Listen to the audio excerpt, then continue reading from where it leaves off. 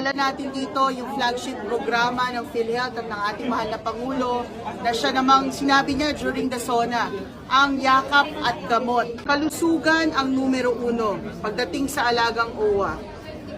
Kahit ano pang sabihin programa, pinaka-importante yung ating mga kababayan, yung kalusugan nila, meron tayong assistance na binibigay. Ang libreng gamot through the PhilHealth Gamot Program. At happy kami, no, in partnership with VidaCure ay naging reality ito today.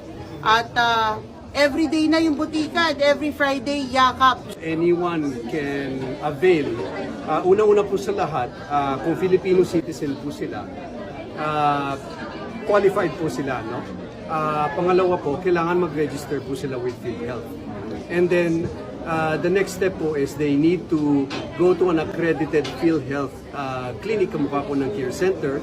And then from there, magkakaroon po sila ng first patient encounter o ng consultation po.